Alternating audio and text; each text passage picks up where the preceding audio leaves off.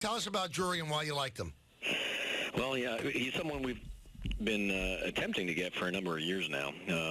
So over the past, this is the third regime now, so all the way back to my good friend Kevin Towers, then to Dave Stewart, now Mike Hazen. So we were finally able to get him through Mike Hazen. So he's someone that's been on our radar for quite some time.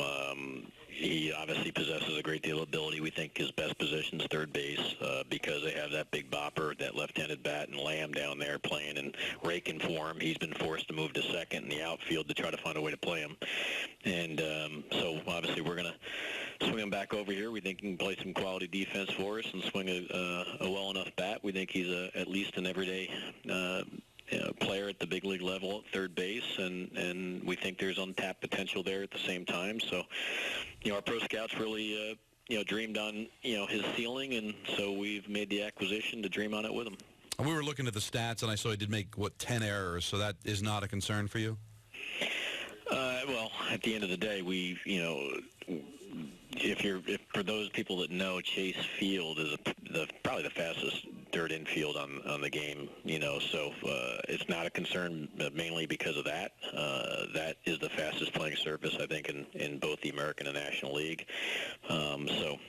And conversely, it's one of the reasons, I think when Brendan McCarthy segued over here and a trade to us, he had so many balls, he was a ground ball pitcher just shooting through that infield because it just plays so hard and so fast. So I know they're putting a humidor in there now to try to slow some things down a little bit, but anyway, no, we think he's something that we can, we're going to allow to compete with Andahar. I think given his experience in the last 2 years of playing in the big leagues, he's got some postseason experience to boot. I think it'll serve him well, and he probably has a leg up into competition, you would think, given that he has that, experience already at the highest level. So, but he'll be here. He'll arrive tonight, and he'll be in uniform tomorrow and let it play out. And it's going to give our manager, Aaron Boone, and his coaching staff a lot more flexibility in choices and insurance policies with injuries. He's also got options. He's an under-controllable player that is 25 years of age this year. But he has actually two options left, so there's flexibility if things didn't go the way we expect them to go. But I just think that it gives us a lot of versatility and flexibility and value. But at the same time, I did give up players we liked. Nick Solak and Widener are two players out of our system that we did value a lot. And I got to tip my hat to Damon Oppenheimer, our amateur scouting director, that pulled those names out of the draft. And those guys have got a lot of abilities, and I think they're going to be quality big leaguers for a while. So those are tough guys to give up. The way teams are built now, Brian, with such deep bullpens, everybody wants a Ben Zobrist type, and just reading stuff on Drury last night, he could play the corner outfield. He obviously played second last year. You can look at him as the third baseman. There's some talk that he could back up Bird at first. Can you envision him as a Ben Zobrist type where he plays all around? No, I can't. I think, they tried him in the outfield. Right. And, can you run him out there? Yeah, but I don't think he's a good outfielder. And given the fact that we have this outfield depth that we have here at the major league level, cascading into AAA, there'd be no circumstances I can imagine that would be the case. I'm not telling you he's bad. I think we've got somebody that would be better for that. So I think you're going to see him deployed mostly on the infield, and if our assessments are correctly, hopefully at third solely, and maybe some first base when circumstances would dictate. But we're going to really laser focus on what he looks like for us at third base while we're down here. Brian, do you make this deal because you just felt uncomfortable possibly going with two pure rookies at second and third in a team that, many people think can win a championship this year? Well, I think last year proved we're not afraid to deploy a number of rookies all over the everyday diamond. Yeah, you had Gary Sanchez, Judge, Bird. So those are three, prominent positions, and maybe I'm forgetting somebody else somewhere on the field last year alone, that will, getting their sea legs under them. So that's not something that we're afraid of. We just were looking for a circumstance that would better protect us. If we weren't able to come to something that we were willing to conclude, as we did last night or yesterday, that, we were going to keep going and let the competition play out. And if it was going to be Andahar or Torres or Danny Espinoza or Jace Peterson, Tyler Wade, whomever, that's the way it was going to play out. But if we could run into something that could, give us a little bit more comfort level, which we believe this does, that allows us to continue to evaluate, compare, have the flexibility with the options, no matter who it is. And if we need to buy more time to allow, Andujar's defense to catch up to the bat, because the bat currently is something we feel is ready to go. If he needs a little more time, then we could provide it, and so now we're in a better position to do so.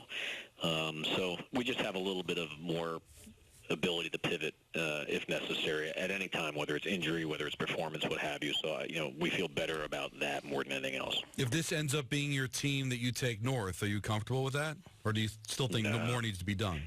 I'm never comfortable. I think anybody after weight in gold doing this job should be ever comfortable with their team. I mean, it's always a work in progress. I've been thankfully in a position to have a team in the World Series, and why the World Series is playing out. You're playing the game of, man, I really wish I did more. If I could turn myself back in time and could have added another piece. It didn't even matter if it was the '98 Yankees that won 125 games and lost only 50.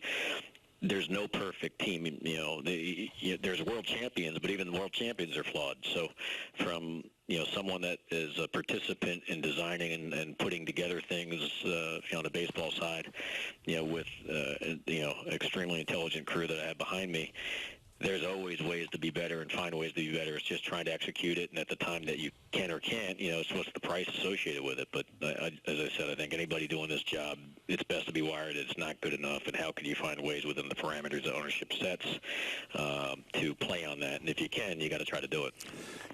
Many years ago, and everybody evolves, and the game has evolved, you used to always tell me, and you told everybody, you like big, hairy beast that batted from the left side. Has that changed because of shifts? Does it bother you that the Yankees have a lot of right-handed power?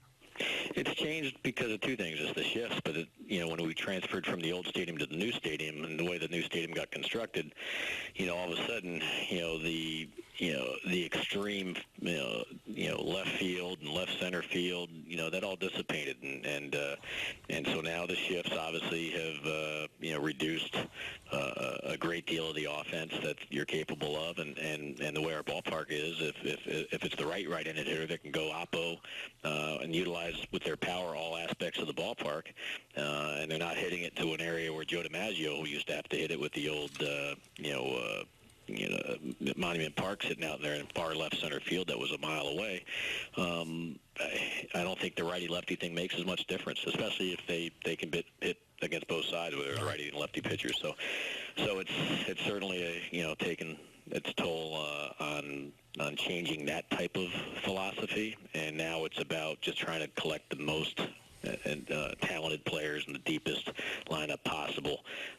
You always want balance. I get that, but I think that at least that 81 game schedule that we used to play at the old ballpark is a different one in this new ballpark. Brian, what are some of the differences between an Aaron Boone Yankee team and a Joe Girardi Yankee team? I don't know. I'm not sure how to best answer that. Because it's the Yankee players that we give them from above. Booney, will have an opinion on things, and Joe always had an opinion as well, and it was always a welcomed opinion. But ultimately, the decisions that get made on who's on that roster are coming from above. So I would say that they both just want, they have a hunger and desire to have the best players they possibly can to have to manage that are high character and care about the win column, and it's as simple as that. And then obviously I think they're both into, and Girardi had 10 years of doing it and did it extremely well. And Booney's obviously going to have his maiden voyage this year of trying to find the best way to strategize to maximize the potential to impact the win column every day. And I think that's the fun for them. That's those are the puzzle pieces. How best to line them up, how best to deploy them on a day in and day out basis, and that's the unique circumstance in a very short period of time. And now Aaron Boone finds himself in that position that Joe Girardi did for so long. And I'll say Joe Girardi served us well while he was doing it when he was doing it. Now, obviously, you've got, your 5 starters, and you've got people that are ready in the minor leagues. Are you cool going north with these 5 starters, or are you still looking for a starting pitcher, Brian?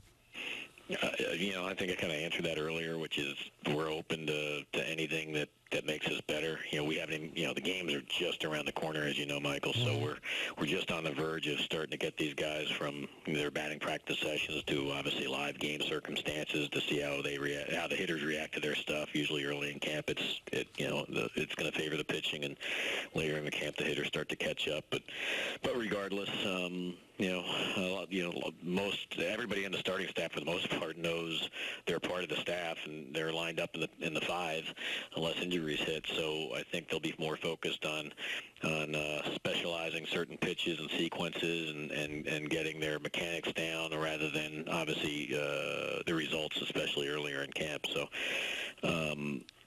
I'm never comfortable, so I'll just repeat that. I'm just never comfortable. I think we have a lot of good, talented players that have some track record and some longer than others, but things that we can be excited about. But, hey, 2018 is a new year, so we can't be caught sleeping at the switch thinking that it's just going to be automatically the same. We just got to watch it play out, prepare it as we've always done it, and then keep our eye on what might be available outside. And if it's better than what we already have or can improve on what we've already got, then you got to have serious consideration towards it. Brian, I got to call you out. I mean, if you weren't comfortable with 1998, there's an issue there. That was one of the best teams ever built. They never thought they were going to lose. You couldn't have been uncomfortable with that team. Come on. Well, I still remember the first inning, Yankee Stadium of that game, and next thing was it Gwynn goes, Vaughn and Gwynn put numbers up on the board against us, right? I think we're down 3-0 early, if I remember right. Yeah, and then the 7 runs in the 7th inning. Thank goodness, but yeah, listen. It's always served me well to think the worst and hope for the best, or think the worst and plan to find ways to try to deal with making it better. Sometimes we've been better at it than other times, but anyway, I am wired in a bad way. J.D. Martinez signs with the Red Sox. Are you two? Do you look at these two teams as very close and fairly equal? Did they pull close to you with that signing? I look at them as the defending American League East champions. So we have to find a way to close the gap on them. They just added another piece to improve on what they already had, and so we already know who they are and what they are, and our job is to find a way to figure out to somehow get past them, and at the same time keep Toronto and Baltimore and Tampa behind us. Well, you thought last year's Red Sox team was the Golden State Warriors. So what are the Yankees 2018? Oh, we're the defending American League wild card Yankees of 2017. So you're not the Philadelphia Eagles. No, nothing like that, huh? No, we are the little engine that could. And we're going to try to do everything we can. No, Donnie's tried to have a very low payroll. He's done his job. Well, they don't have the highest payroll, that's for sure. Is it fun? Has it been fun putting this team together, or is it because there's so much expected of it that you can never really have great fun?